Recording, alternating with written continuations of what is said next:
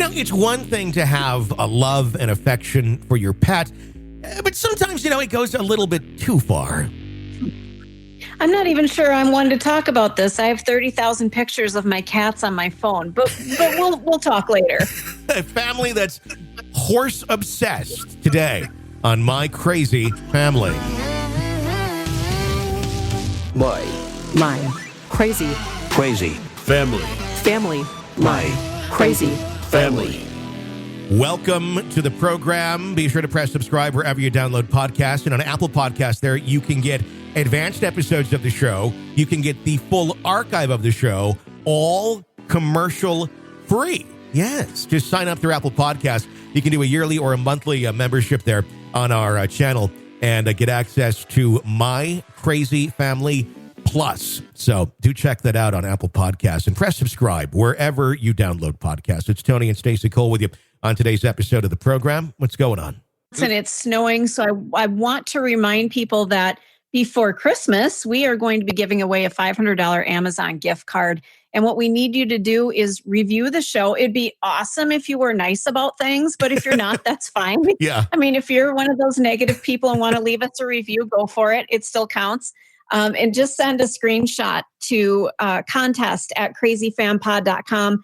And we might get you a $500 Amazon gift card that you can use to cheer yourself up if all you do is send people horrible ratings. Yeah, I would get it, and I would put an Alexa in every room of my home with a gift card so I could be monitored at all times. And then at just random moments, it just starts speaking to you. Oh, wait, I already did that. Yeah, it does happen. Alexa. Yep, fuck you. Oh, my God. She's terrible. She heard that through the headphones, and it wasn't that loud. I'm telling you. Yeah. Yes, Alexa is. Yeah, mine's giving me instructions on how to reconnect to the internet. She is 2 rooms away from me. Mm-hmm. Yeah. Yeah, the things. It's just too much. Yeah, it's listening. It certainly is listening. Let's jump into our first story of the day. All right, it begins like this. I absolutely adore my family. But I hate the fact that I rarely get to see or talk to them because the horse lifestyle takes priority over everything else in their lives. Unfortunately, that's extremely common in the horse world as well. Having grown up in it, I've seen so many backward things like that where horse people prioritize that hobby, which is really their entire lifestyle, over everything else. When I rode growing up, I had trainers frown upon me prioritizing my job and family, and even had them suggest that I call in sick to work for my lessons, which was just insane to me. It's a pastime, and the only way I could support it was with a job, and no way does a pastime ever come before my family. I'm just really frustrated because my family owns a horse farm, so I rarely ever get to see or talk to them, and it makes me sad. I feel like I'm put on the back burner for their barn family and the horses. And though I grew up in the horse world, I never wanted horses to consume my entire life and always wanted a life outside of them. So I never really fit in with the horse people, and therefore I guess I don't fit in with my own family, which is depressing as hell. I don't know why the horse world is so obsessive like that, because I'm not sure of any other hobby in which people will exclude those who aren't equally obsessed with it. Honestly, I'm so sick of horses, I hate to even look at them. Mm-hmm. But I can't escape them because my family is so heavily involved in that world and can't seem to get away from it for an hour. I'm beginning to resent the horse world as well, since it's consumed my family, and I always found it to be extremely toxic and have so many terrible memories growing up in it. I hate to be this way, but honestly, if horses went extinct, good. I'm so sick of them being part of my life, and I want a completely horse-free life so freaking bad. I understand this a bit. Like 15 years ago, I dated fairly seriously a girl who was very, very into the equine culture. And yeah, I tell you, it's if it's your thing, it's your thing. And that's cool. But if it's not your thing, or you're just kind of like, you can't like be passively involved in it, I guess is what I'm trying to say. Either you're into it or you're not. It's not like a passive sport.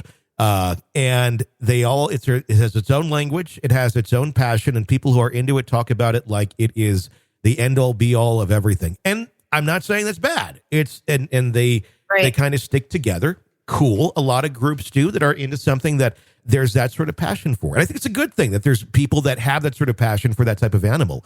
But if you're not part of it, it's a weird, hard world to get into if you're truly, not into it, because they'll sniff you out, pardon the pun, but they will. They'll tell if you're faking it or just kind of going along with it, and you will eventually get burned out too if it's something you're not that cool or into.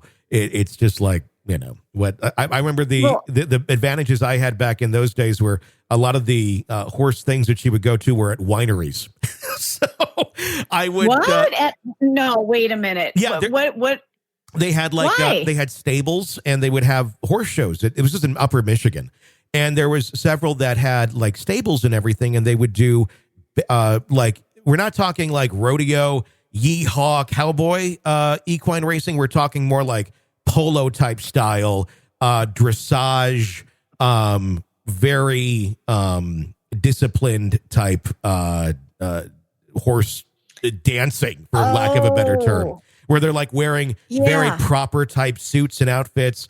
And it's, I don't know what the word is, but it's not Yellowstone. It's more like New Hampshire, or Connecticut. Right. And isn't it funny too, in the horse world, how there's like two different sets of outfits? There's the cowboy boots and the hat and the jeans and the flannel shirts. And then on the other side, there's, I don't even know what they're called, but probably the dressage outfits. Like I said, I don't know what they're called. I'm not a horse person, but it's like the polo outfits. So there's two different styles of attire for horse people. Yeah. It's a weird culture. And I've known people in the veterinary world that are very wrapped up in their horses. And I understand why, because they require a lot of attention. It's not like a cat where you just clean the litter box, feed them, and give them a pet once in a while. You've got to pay attention to these animals. They are expensive. They're big. They live to be 30 years old. So they are quite an investment. And I totally get it. Sure. But there is kind of this like culture around it that if you're not part of it, you are not part of it. You are an outsider. So it gets a little bit weird. Yeah, lots of interesting things in that world. What else we got? My boyfriend is the most amazing person, and I can't imagine not being with him. Just a little background. He is from South Korea. My mom always said that she finds it, quote, so hard to talk to him because he always seems nervous, unquote. She said this as soon as she met him. I admit he's a bit more shy and reserved, but I'm kind of the same way. He's been having car issues and didn't want to bring it to a mechanic, so my dad helped him today, but my mom made it into a thing that he lacks being assertive and that he would never bring the car to be fixed, had it not been for her dad. She also said that he's so scared to even ask somebody for help. She stated that he won't ever stick up for me, that his anxiety is so noticeable and can only progress, and that I really need to think if I want a future with him. She even saw him today and noticed that he seemed a bit jittery, and she said to him, "Are you cold or nervous?" I gave her the deepest of glares, like I'm so embarrassed that she would even say that. I noticed my boyfriend seems fine around other people, like my friends, his friends, other social situations. And yes, I see that he can have some anxiety. I have anxiety too, so I get it. I also don't know if him being more reserved can be a result of maybe his culture, but I don't know how to help him. And even if his anxiety is that bad, or if my mom is just making this situation big. I love him so much, and I just don't know what to do. I think your mom's being a pain in the ass. I think your mom is being a pain in the ass. Because I mean, unless bully. Unless this is like utterly debilitating and he's not leaving the house anxiety, then no, people have anxiety, and it sounds like she does too. I almost wonder how much the mom doesn't even recognize that her daughter has anxiety, or if she just has this idyllic, picture of her that, oh, that's not something you have to deal with, or that's not something that you feel or go through. That's a very real possibility. It's hidden in a lot of people. A lot of people can turn it on and turn it on and off if they need to, but deep down they're still feeling it, and it's draining as fuck to be around people when you're faking it. But you can do it well. I can do it well. I was very much an introvert and very much shy. I learned how to be comfortable in my skin by sitting in a radio studio with no one around.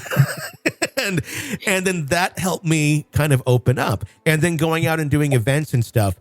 If it's up to me, if I'm at the fucking car dealership when I was doing that stuff, I would sit in the corner because I didn't want to do anything at those. But sometimes sometimes you got to be up and talking, and I can bullshit it, but it is draining. It is draining to me to this day to go to any sort of get together with people that I don't know very well. I hate it. I can do it. I can kind of bullshit my way through it as long as there's someone there I know that can kind of help direct me around a little bit or give me some introductions. But if I go to something where I know no one, I don't know what to do.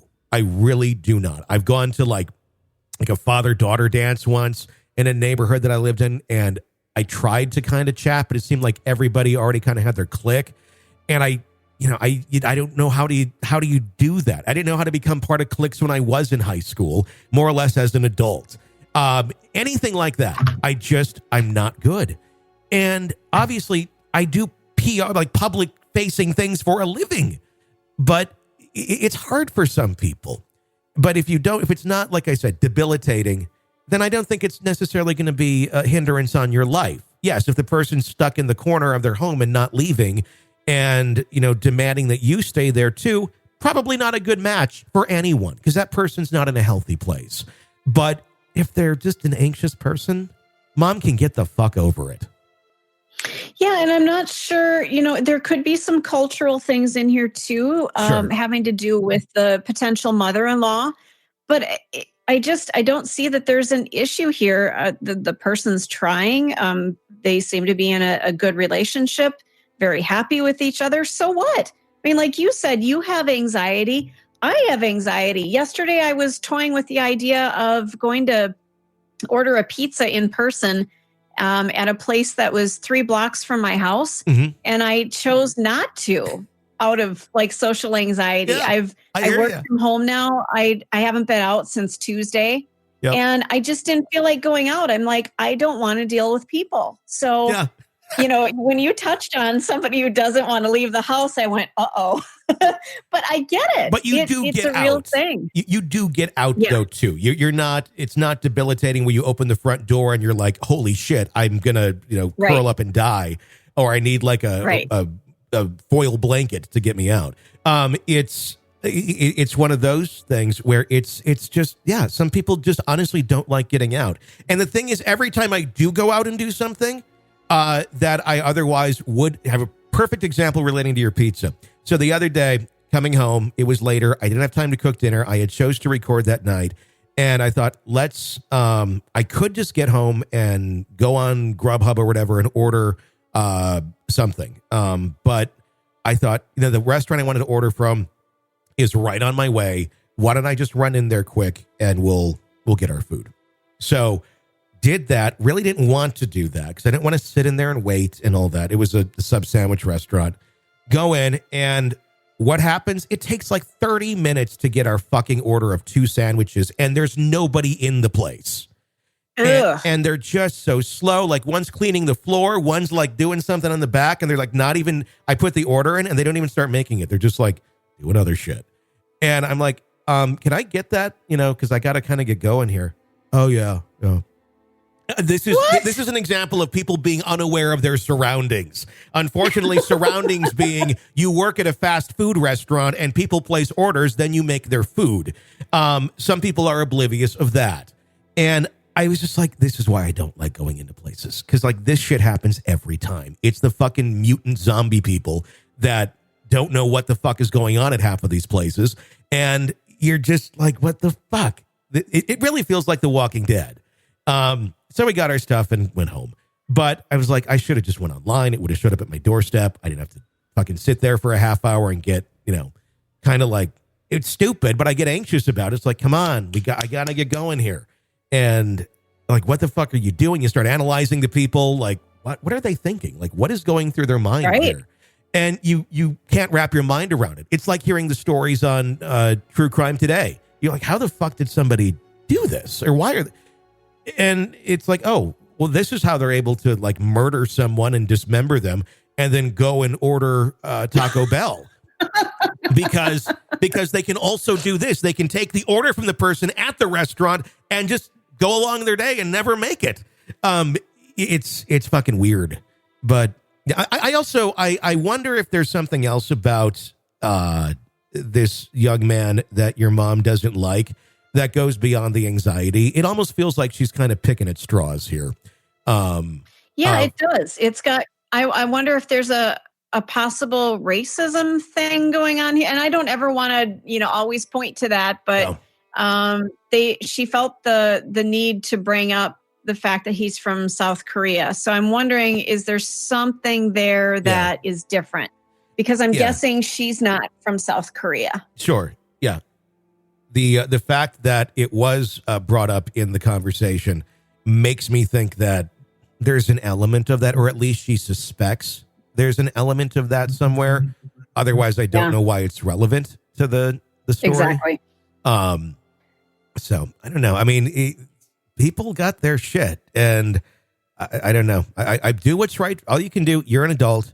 Do what's right for you is what you need to do, and take it from there. Yeah, and screw mom. I mean, it's none of her business. If you're happy, if he's happy, what's the problem? It just, mom can deal with her own shit because she's obviously got something going on there that she needs to sit and nitpick at something that is important to you. To me, it sounds like she's a bully as well. I mean, why would you say something like, are you cold or nervous?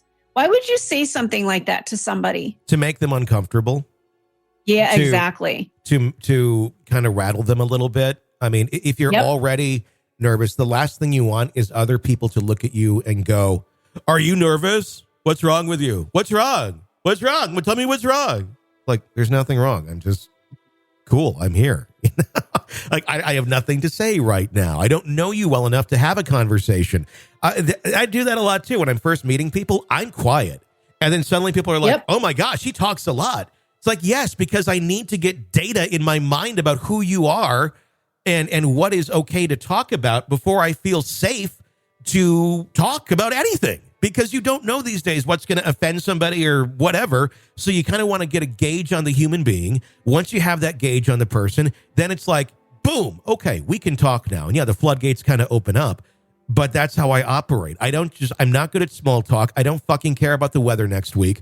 And I'd rather observe and especially if it's a group thing and I can watch them interact and see how they go in conversation, maybe chime in every now and then with something.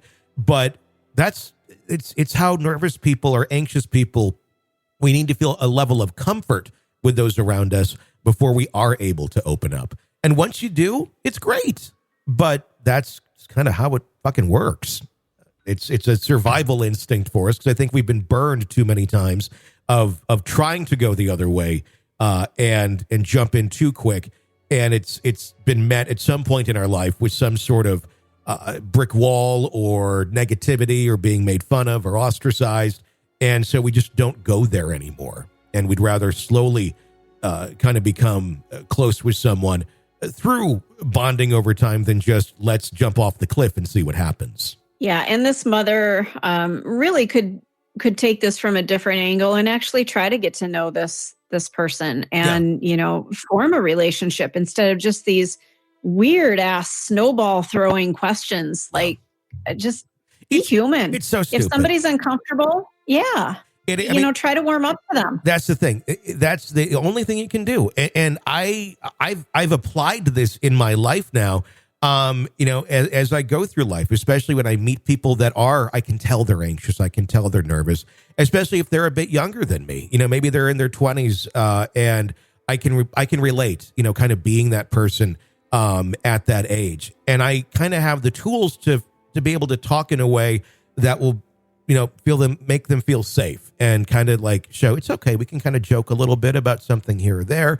And then suddenly, once you got the comfort, people can warm up. Going and pointing out all the things that you view as wrong with somebody or how they're not being socially right for the moment is not how you're going to get somebody to warm up to you and interact in some way, shape, or form. It's a way to push them away further and make them, And the thing is, I wonder how much of this too, if she puts this out there into the atmosphere and the ether of the relationship, if at some point the son's going to feel so awkward, and it will create a wrench in the relationship, because he doesn't want to go and get together for holidays or whatever. Oh, yeah. And when he starts doing that, then the girlfriend's going to be like, well, why not? And then it starts to create this other, angst that doesn't need to be there, but it's all the making of the mom. Yep. I can totally see that. That makes perfect sense that, maybe this is her way of chipping away at it too. It's tough. She's planning a landmine is what she's doing. Yep. And yep, she absolutely is. Just waiting for the daughter to finally step on it. All right, let's go to the next one. All right. This one, I come from a rather large and closely knit family. Over the last few years, though, they hardly call or write unless they need something, whether it's a restaurant recommendation or where to buy something. As long as my parents were alive, I'd get news about the extended family. With them gone now, I hardly know what's going on unless I call, which I do despite a busy family life. Lately, though, I've gotten fed up with being the one to initiate the calls, and it would be nice to be on the receiving end of, how are you? How's the family, for a change? WhatsApp seems to have become the means of communication, and mostly on the group chat, which I find impersonal, and I miss the connection I used to feel from one-on-one calls. I'm almost on the verge of not bothering to call anymore to ask for or give news, as nobody seems interested anyway. Mm-hmm. Yeah, I totally get that. We're living in the time of texting is the norm. People don't call people anymore. I've got family members that I only hear from them when there's a problem with their pet. Yeah. And it's like, well, you're a vet tech. Can you tell me what to do? Here's the answer. Here's the answer to every one of your fucking problems with your pet. Google. Go call your veterinarian. Yeah. That's probably a better idea. That is than the Google. answer to every, yes. Yeah. Tony, that's the answer to every problem. You call me in the middle of the night because one of your cats or your dog has a problem. I will take the call, but you know what the answer is going to be? Call your vet. Hey, Stacy, I'm here. It's 3 a.m. and Snuggles over here is looking at me kind of strange. It's got one eye that's like looking the other way, and it's going back and forth, and one is staring directly at me, and it's making these strange noises. Oh my God, I think there might be foam coming out of its mouth too. Should I just, should I change the litter box or go to a more natural food? Maybe one that has more free-range tuna that's been caught naturally, where they played a lot of Sade for the tuna before they died and raised it sustainably in a large, close-knit, fundamentalist Christian family, and brought the fish to church and put it in the baptismal font every week. I saw Purina has a new line like that. Yeah. Would that help? Yeah. Yeah. Again, Tony, the answer is, if you're concerned about your pet, you need to have it seen by a licensed veterinarian, not your friend who's a vet tech, because I can't do shit. But they have a restraining order against me. No, that would be a whole different story then, wouldn't it? But yeah, I totally understand what this person's talking about, that you never hear from somebody unless they need something. Like, can you just reach out and say, hey, you know what? You crossed my mind today. I just wanted to check in and say hi. I agree. I do think, though, there's a level of, my anxiety tells me half the time, even if I think of somebody, it's like, well, that would be weird. Like I just call them, I just want to say hi, just thinking about you. They'll be like, okay. And it's like, no, that's really it. And I don't know. I don't, and I think it works. Everybody, I think, has a level of this. We've become so accustomed and conditioned to communicate in these more, I guess, efficient, if we're talking like a business sense of life, ways. But relationships with family members should not be viewed as an efficient business sense type of communication. It shouldn't just be, well, so and so died, or let me check in on you and see if you're doing anything wrong, and criticize something. And now you get my criticism. So go do with it what you will. Live a better, happier, smarter life because I got to criticize you for something. And I know that's going to help lead you along the path of genius. I think you see a lot of that, or just being out of touch. I get a lot of out of touch where it's like, huh? I had one the other day from a person, and that should know me pretty well, a family member, and was talking about Halloween decorations, and somehow we take Halloween decorations into a angle that is just like, how the hell did we go here? It was just a picture of something cool, and I said, that's really neat. I wish I had more time to do more of my stuff this year. And well, you do good enough with it. I'm like, yeah, I just wish, I've been so busy, and I really love doing that sort of stuff. And then the question is brought up, basically something to the effect of, well, what are you so busy with that you couldn't put up Halloween decorations? And that's my reaction physically. It's just kind of like shaking and laughing. And sometimes if the shaking and laughing don't stop, it gets kind of weird. And then the pets start looking at me like, what the fuck is going on with you? So I'm like, what am I doing? Fuck you.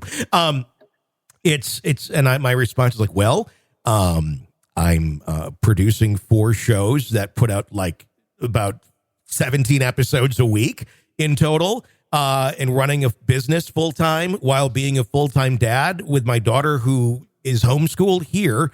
And then trying to keep up with all of that and give her a good life. And then, I have 7 acres of land that I deal with and an inordinate amount of pets. And yes, these are all things I guess I could control. I could get less pets. I could neglect my child or something to make room for more Halloween decorations. But it's the level of cluelessness that comes with a comment like that is insulting. And then people, I don't think a lot of times they realize that they're even insulting someone. I don't know. Like, I wouldn't say something like that of, well, what's holding you back from this or that? It's like, well, they're fucking crazy busy. And I get maybe you're not anymore or ever have been, but some of us, holy shit, you have no idea. And that's the thing. Yeah. You don't know what somebody else is going through. You don't, unless you ask them, like, hey, I feel like you've been really distant from me, or I feel like we're not as in touch as we used to be. Actually communicating what the fuck you think in a kind, compassionate way can go a long way instead of just assuming you know what's going on. Mm-hmm. It would be great to say, you know what, you and I, we used to talk a lot and I really miss you. How about that? Just, I miss you. You don't have to insinuate that, well, you must be really busy, or you have so much going on, or you have too much, you're too busy decorating for Halloween to give a shit about me. Yeah. How about just saying, hey, I miss you? Yeah. Or it's like, yeah, you're busy. I hear you, try or try and make some time for yourself, because that's important. Not, well, what? And then it's like, and I said that back, and the response back I get is, I wasn't trying to be, I don't know what the word was, but I thought maybe you were just like, we're busy working on extra projects or something. I'm like, I have no time for extra projects right now. So I don't know. I mean, again, I don't, this person tends to speak like that and then has to walk back a lot. But many times won't walk back. Many times we'll just keep digging in and going, well, I meant it like this or I meant it like that. Okay, great. But this is how you came across. And sometimes coming across like that in the capacity that you are to the other person is really hurtful and insulting. And just take a moment to think before you speak. But if you haven't developed that skill by now, you probably won't. So that lends the rest of us to kind of go, well, this is kind of how they are. And if we'd like to have a relationship, we just kind of got to deal. And that's where I'm at. And I'm fine with it because it is what it is. But it's just, I gotta always kind of take it with a grain of salt of like, it wasn't meant like that, but it certainly comes across like that. And it doesn't matter to me either way. It creates more of a headache if I point it out. It creates more of a headache if I'm like, what the fuck? And there is no point in saying what the fuck. So you just kind of go along with it. And like, well, okay, I get it. You didn't mean it that way, but you just want to scream, think before you speak. And I don't know. I'm not one that is really happy or likes crafting words for certain people, certain ways either. I'm a very direct person. Yeah. But there are certain times where I've developed that skill. For a long time, I did not have that skill. And I think it's because that's how I was brought up. But I realized, I get a better response from people if I think a little bit. If I put myself in their shoes for a second and respond in a way that is more relatable and caring than accusatory. So, and I'm not a fucking snowflake. Well, I think that comes from maturity too, though.